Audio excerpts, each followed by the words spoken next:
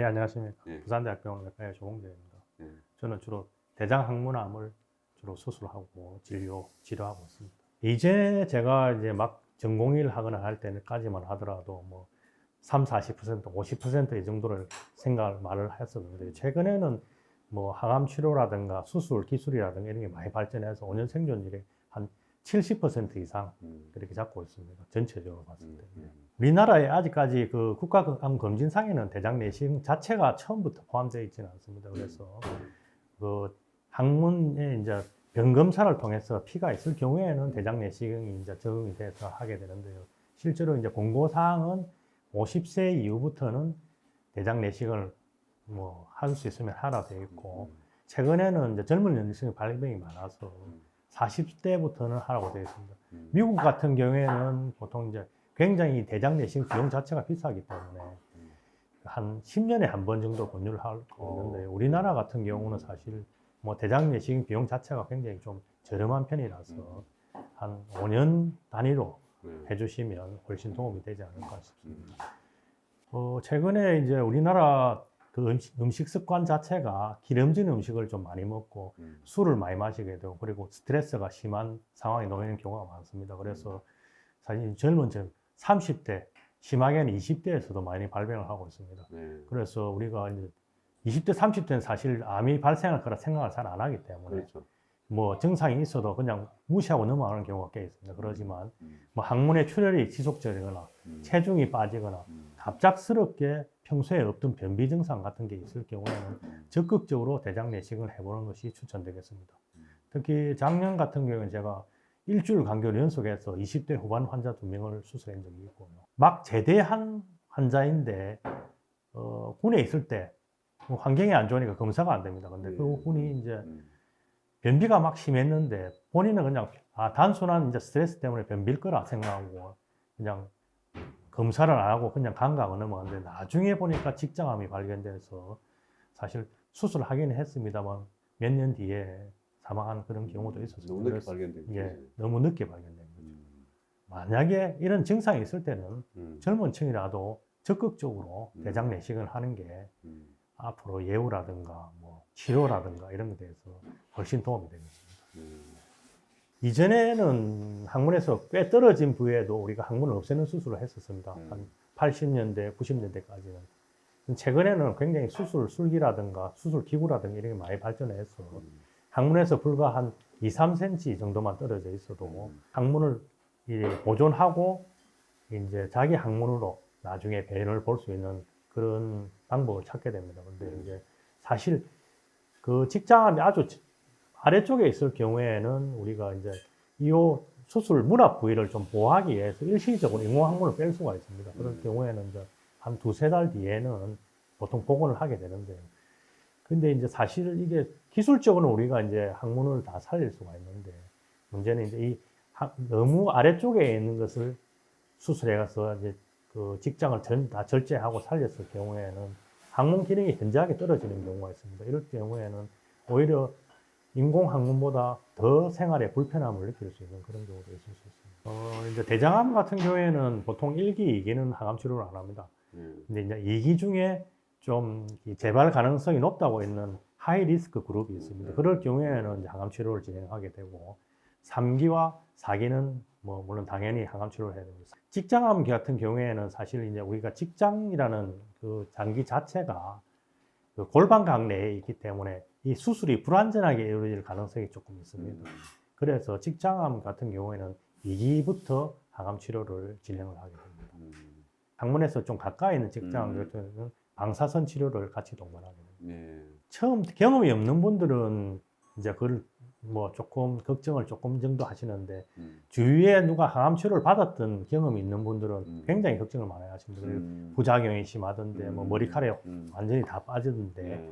그런데 이제 사실 이 대장암에 대한 항암 치료는 사실 다른 암에 비하면 이 부작용 정도가 조금 낮습니다. 대장암이나 직장암 2기, 3기의 항암 치료는 뭐 항암 치료를 하게 되더라도 부작용 발생 빈도도 조금 낮고, 머리카락이 빠지긴 하지만 평소보다 이 항암 치료를 하기 때문에 컨디션이 떨어져서 조금 더 빠지는 정도 수준이지, 뭐 머리카락이 왕창 다 빠지거나 이런 경우는 거의 없습니다. 이제 4기의 항암 치료 같은 경우는 그 이리노테칸이라는 제제를 쓰게 되는데 그 제제를 썼을 경우에만 머리카락이 왕창 빠집니다만은 이제 그렇다 하더라도 이제 이 항암 치료가 마치게 되면 다시 머리카락이 다 나기 때문에 뭐 이 탈모에 대한 걱정은 너무 안 하셔도 됩니다. 변이 잦아서 하는 경우는 이제 S상 결장이라든가 암이라든가 직장암의 경우에 이제 직장을 절제하는 경우가 있습니다.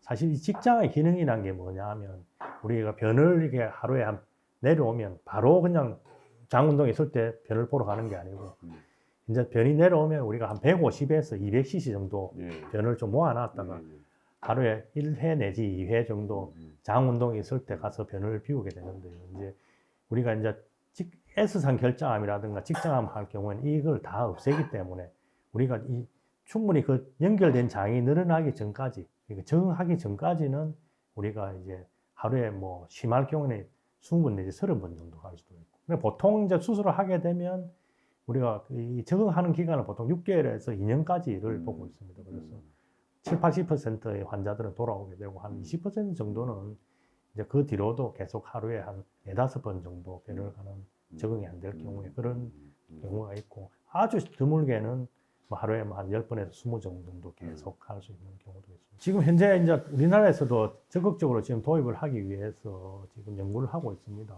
전통적인 방법을 따르면 뭐 수술하고 나서 방귀가 나오고 나면 그때부터 물 먹기 시작하고 뭐 미음부터 시작해서 죽 먹고 그러면 천천히 올라갔습니다. 그게 보통 한 수술하고 한 이틀이나 3일째부터 물을 먹기 시작해서 매일매일 조금씩 늘려갔는데요.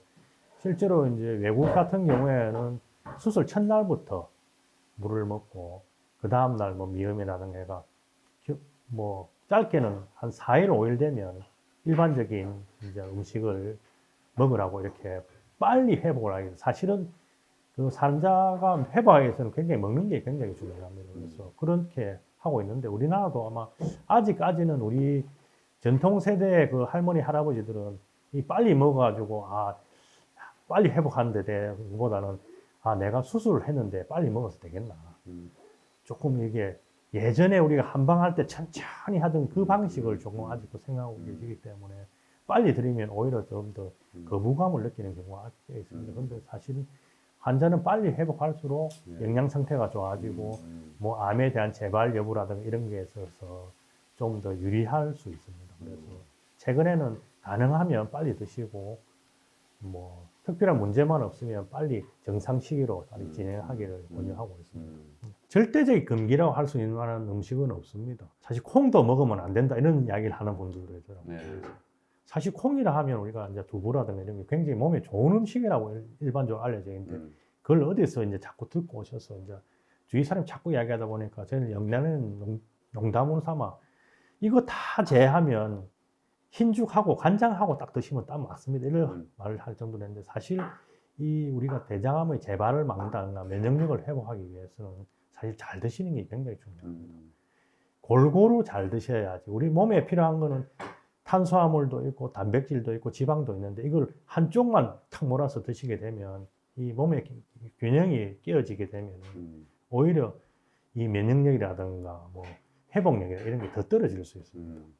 사실 골고루 드시되 육식보다는 채식을 좀 더 많이 드시는 게 이게 더 유리할 것 같고요. 그러나 이제 뭐 대장암 같은 경우에는 수술하고 나면 장내 세균총이 변할 수 있기 때문에 수술하고 나서 한 6개월에서 1년 정도는 이제 회는 가급적 안 드시는 게 도움이 되겠습니다. 1년쯤 지나고 막 다 드시는 건 괜찮고 혹시 항암 치료를 하시게 되면 항암 치료 중에도 그 설사라든가 이런 부작용이 올 수 있기 때문에 그런 시기에도 조금 피하시는 게 좋습니다. 암을 예방하기 위한 음식 중에 하나가 이제 채소도 많이 먹으라, 과일도 많이 먹으라 합니다. 근데 나이가 드신 분들은 당뇨라든가 이런 경우가 꽤 있거든요. 사실 비타민 C라든가 뭐 이런 베타카로틴 이런 걸 섭취하는 그 면에서는 굉장히 유리한데 당뇨 조절 측면에서는 굉장히 불리할 수 있습니다. 그래서 뭐 과일보다는 진짜 채소를 위주로 해서 드시는 게 훨씬 유리하지 않을까 이렇게 생각합니다. 물론 사람마다 이제 환자마다 다 다르겠지만 보통은 우리가 한 6개월 정도 되면 CT하고 대장 내시경을 해서 한 번쯤 이렇게 우리가 혹시 이상이 없는지를 한번 확인하고 그 뒤로는 보통은 1년 정도의 단위를 두고 대장 내시경과 CT를 통해서 우리가 이제 환자가 재발을 혹시 한다든가 다른 병변이 생긴다든가 확인하게 됩니다.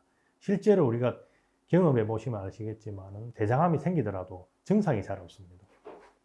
뭐 출혈 말고는 사실은 이게 우리가 뚜렷이 알만한 증상은 잘 없기 때문에 그래서 이제 우리가 CT라든가 대장 내시경을 통해서 이게 혹시나 재발할 위험성을 계속 대비해야 된다고 봅니다.